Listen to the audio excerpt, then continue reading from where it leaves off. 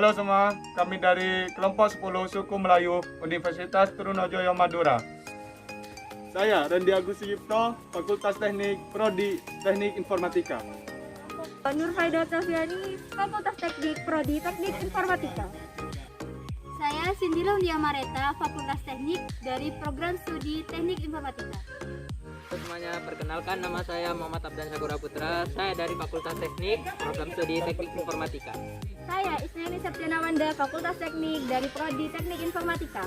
Saya Yaume Sabella Maulida, Fakultas Teknik dari Prodi Teknik Industri. Saya Farid Irfan Ahmadi dari Fakultas Teknik, Program Studi Teknik Industri.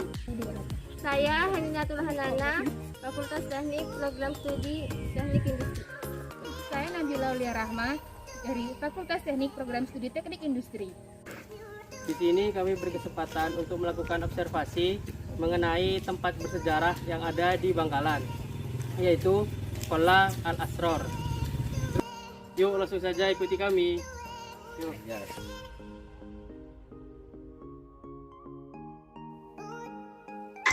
Qola peninggalan Kyai Asror Pucuk Langkundi. Qola peninggalan Kyai Asror Pucuk Langkundi terletak di sebelah barat kota Bangkalan. Tepatnya berjarak 1 km ke arah barat pesarian Kyai Haji Muhammad Khalil Martajasa, yakni di Dusun Langkundi, Desa Ujung Piring, Kecamatan Bangkalan, Kabupaten Bangkalan. Sejak tahun 1970-an telah menjadi perhatian orang-orang dari Jawa Barat, Jawa Tengah, Jawa Timur, masyarakat Bangkalan dan sekitarnya. Akhir-akhir ini Qola Al-Asror tersebut semakin banyak mendapatkan perhatian orang dan semakin ramai pengunjung atau wisata ziarah sejarah keagamaan. Menurut legendaris atau pelaku sejarah, bahwa Qola tersebut konon katanya sebagai tempat Kyai Asror memandikan santri-santrinya. Sepeninggalan Kyai Asror, Qola itu tidak terawat oleh para duriyahnya hingga rata dengan tanah. Baru setelah duriyah atau anak cucu yang ketiga dari Kyai Asror, yakni Kyai Haji Muhammad Khalil, Qola Al-Asror itu digali kembali. Konon, Kyai Haji Muhammad Khalil menancapkan tongkatnya persis di area Qola itu dan keluarlah sumber air. Sepeninggal Kyai Haji Muhammad Khalil, Qola tersebut tidak terawat. Namun, pada tahun 1960-an, cucu Kyai Haji Muhammad Khalil yang bernama Kyai Haji Muhammad Khalil Yasin melakukan penggalian kembali dan terpeliharalah sampai sekarang. Kalau belakangan ini, Qola peninggalan Kyai Asror Pucuk Langkundi banyak dikunjungi orang karena pengaruh beliau dan cucu beliau Saihona Khalil. Yang berkunjung ke Qola Al-Asror tersebut banyak dari kalangan yang masih awam. Mereka berkunjung ke Qola untuk mencari barokah Kyai Asror. Karena para pengunjung datang dari jauh-jauh mencari barokah, kemungkinan mereka memperoleh barokah itu. Mereka datang untuk mandi, berwudu, sholat, mengaji, dan pulangnya membawa air Qola yang dikemas dalam botol-botol aqua. Mereka mengetahui tentang Qola itu karena cerita dari mulut ke mulut, dan ada juga yang dikunjungi oleh mimpi-mimpi dalam tidur mereka. Konon katanya air Qola itu untuk menyembuhkan berbagai macam penyakit, termasuk kenakalan remaja, dewasa dan penyakit orang tua.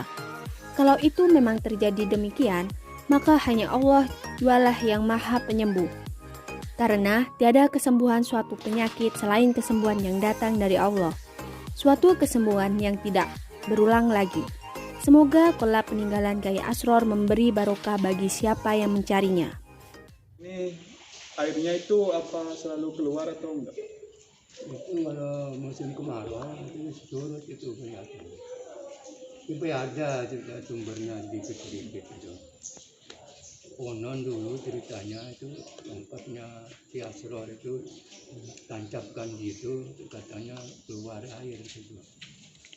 Kalau di sini tempatnya dia warna Khalil itu keluar air. Qola ini dulu dulu ini Qola ini pertama itu yang digali itu tahun 65 itu ada Qolanya itu ada tapi cuma belukar gitu. Jadi tumbuh lalang-lalang itu. Kalau ke Khalil ke Pam itu kan ada ke Khalil Yasin itu cucunya si Hona Khalil itu datang mimpi itu suruh gali ini polanya bersejarah katanya, digali sampai sekarang ini bagusin terus dari 65 sampai sekarang ini berapa tahun ya? 55 tahun ya. Iya. Dulu mandinya di dalam itu kayak mandi itu di dalam.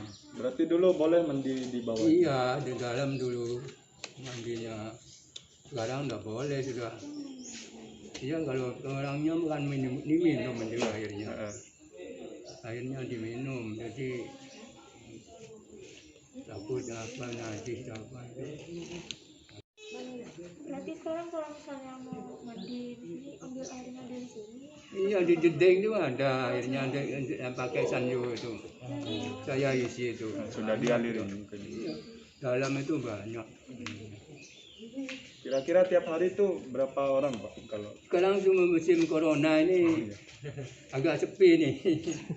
Kalau dulu dari Banjarmasin, dari mana-mana, dari Jawa ada, dari Situbondo, dari Brebes, dari Jepara, dari Semarang, ada semua. Jawa Barat, Jawa Barat itu banyak tuh. Memang Ki Asrul kan dari Jawa. Berarti sekarang kalau misalnya mau mandi di sini ambil airnya dari sini. Iya, di jedeng itu ada airnya yang pakai sanyo itu. Saya isi itu. sudah dialirin mungkin. Iya, dalam itu banyak. Kira-kira tiap hari itu berapa orang Pak kalau Sekarang cuma musim corona ini agak sepi nih. Kalau dulu dari Banjarmasin, dari mana-mana, dari Jawa ada, dari Situbondo, dari Brebes, dari Jepara, dari Semarang, ada semua. Jawa Barat, Jawa Barat itu banyak tuh. Memang Ki Asrul kan dari Jawa Barat, turunan Gunung Jati itu. Kalau dulu, kalau sekarang musim corona ini lokal aja dari Bangkalan, dari Sampang, Sumenep gitu aja, Pasien paling jauh Sumenep gitu. Jarang dari Surabaya, jarang, nggak takut orang. Musim corona ini kan, apalagi sekarang dibatasin orang. Banyak orang berkemah itu dari UTM. Banyak sini, kadang-kadang 50 orang, 70 orang gitu. tepatnya di mana Pak kalau Di belakang itu, Oh, di sebelah sana ya? iya. Ada kotoran-kotoran gitu. Kalau orang bersih itu, katanya orang bersih, disimpan ya 1 tahun kadang nggak ada apa-apa katanya. Jadi langsung bisa diminum ya? Iya, bisa diminum.